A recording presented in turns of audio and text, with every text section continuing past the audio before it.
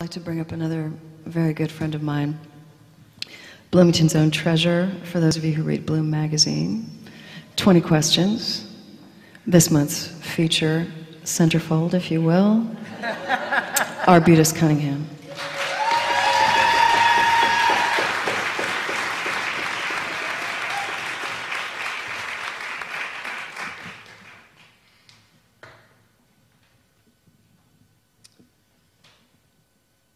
His mother was a fisherman's daughter who ran among the flocks of shorebirds crying, Icarus, Icarus. She was very like a bird herself, thin-legged and quick, with bright, noticing eyes. I made certain she noticed me. The girl, the years have taken her name from me, kept my fire and warmed my bed for a season, no more, and then vanished. I did not wonder. I was busy with my work. Another soon took her place. The boy came years later, ill-fed, half-grown, all knees and elbows, brought by an older woman, perhaps an aunt, who poured out her peasant's tale of woe. The fishing boat lost to the hungry sea, the family scattered, none to tend this ragged child. I gave her a handful of coppers and made her take him away. I'd no time for a child. The next morning, the serving woman found him huddled against the garden wall and put him to work in the kitchen. By then, I was gone to court to build more secrets for Minos. I returned to find the boy had made a water screw to draw up water from the well. It emptied into a series of shallow wooden troughs, raised and angled so that gravity carried it into the kitchen and the bathhouse. The mechanism was flimsy, primitive even. He had a little more to work with than an old adze and a couple of chisels I had discarded. Yet it worked. It was then I knew he was my son. I began to teach him mathematics, astronomy, science, language. Writing he never mastered, though several times he drew his name, Icarus, in wet clay over two arcs with a line between, like a bird in flight. He used to roam the headlands, watching the gulls and sea eagles coast on currents of sun-warmed air. It was there the idea of flight first came to him, when he showed me his small model of wings, how they stayed aloft on a slender thread, how the wind tugged them upward. Hope grew in my heart. I saw an end to bitter captivity. We set to work, and hard work it was, months of errors, all the failures that only taught us what not to do. Finally, though, we succeeded. Balsa wood for the frame, oiled linen for the covering, the wind edge rounded to let the air flow over the top of the wing faster than underneath, for lift. We did not put feathers on them. That is some fool's story. They were not made for flight, but only to glide over the headland out to open water, where we would be met by a fishing boat, some surviving relative from his mother's people, well bribed with gold. A smuggler, no doubt. The day came. We carted the wings up to the headland, strapped them on, waited for the land breeze to stiffen, and dove into the air. A heart-shuddering plunge before the thermal caught and lifted us up, over the water. To move through the air was such joy, I thought it no wonder that birds sing. In the distance, behind the rocks, the smuggler dipped his sail. Icarus was ahead and slightly above. Suddenly, one of the leather straps in his harness broke.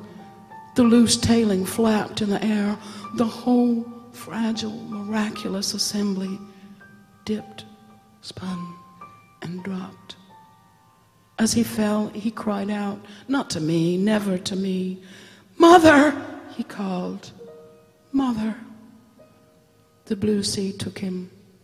The waves covered the wound. I saw no more than that.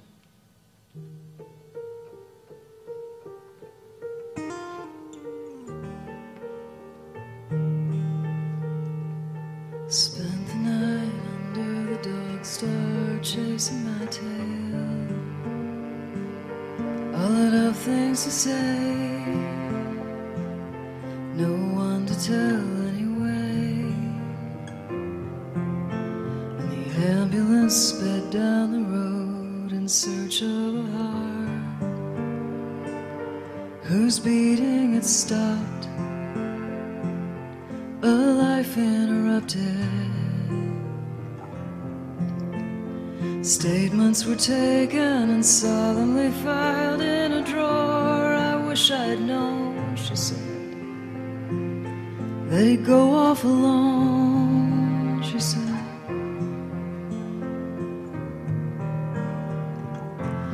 And Icarus fell while no one was looking. We had places to go, and what could we do? He fell out of the sky, disappeared in the blue, unending. Maybe it's better there on the other side. I hope that it is, for my sake and for his.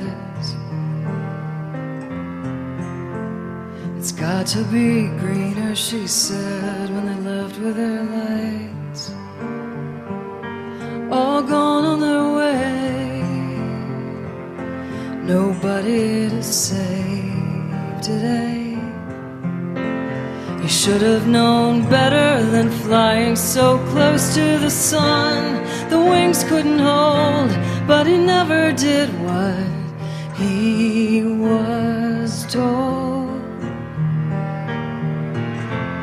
And Icarus fell while no one was looking.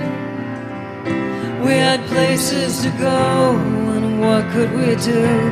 He fell out of the sky, disappeared in the blue forever.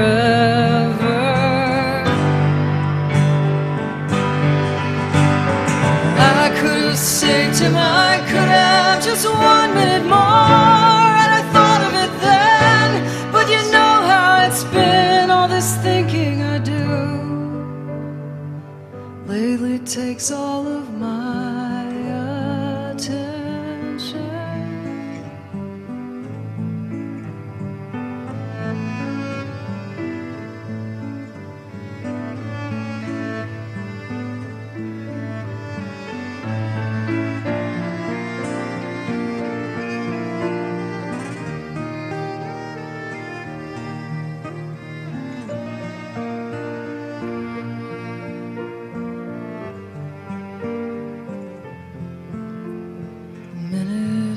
Since the words dropped right off of the page, nobody to catch them. May I live to at least forget him. While Icarus fell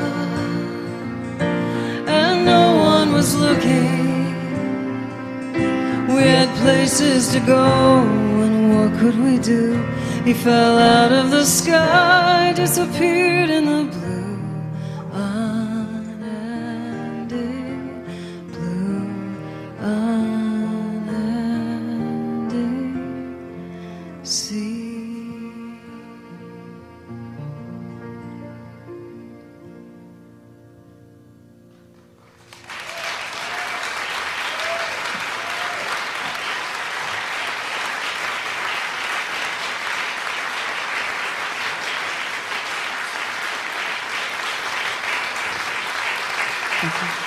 And please, a hand for Arbutus Cunningham.